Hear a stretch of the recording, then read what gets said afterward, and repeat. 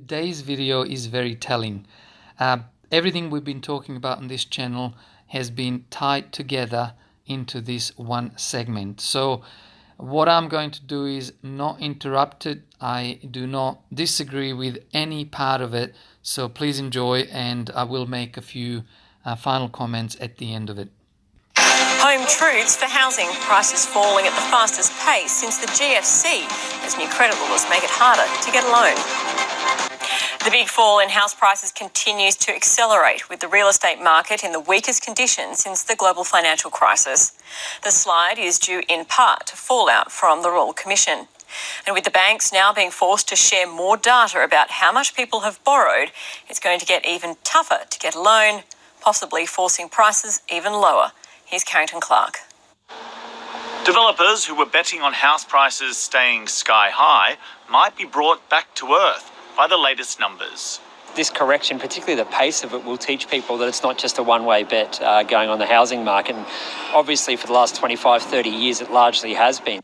It's a mixed picture across the country. Hobart prices have continued to soar, but Sydney and Melbourne, which comprise around 60% of all sales, are well down. Sydney has now fallen by almost as much as it did in Australia's last recession. The housing market in Sydney at the moment is one of the worst that we've ever seen. So much so that the only time where we've got reliable records on house price declines is from the early 80s, and at that time we saw a 20% decline in prices. So it's not as bad as that yet, but things are starting to get to that level. There are lots of reasons why prices are falling. Firstly, they got too high and were unaffordable. Secondly, there are fewer foreign buyers as China clamps down on money leaving the country. But perhaps the biggest factor is the fallout from the Banking Royal Commission. We have seen such a restriction on housing finance, so it's very difficult for people to get loans, and we've seen a big drop-off in investor activities.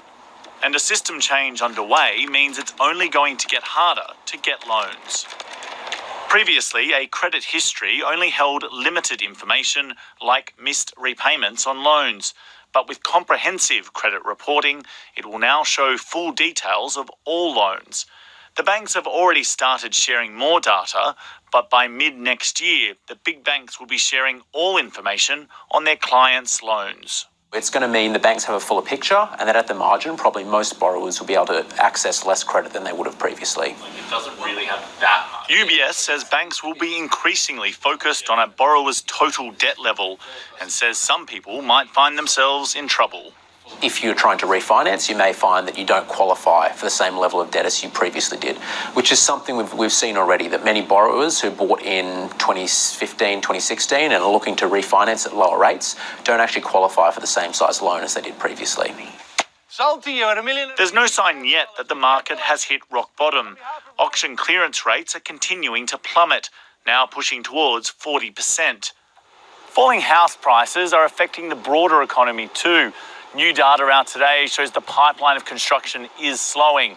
Housing approvals are down around 13% in a year. Nervous developers no longer willing to bank on the great Australian dream. The higher taxes on Australians investing in their own homes, Mr. The implosion of the Liberal Party federally also makes the election of a shortened government increasingly likely, which might put further downward pressure on prices. We do have a federal election coming up.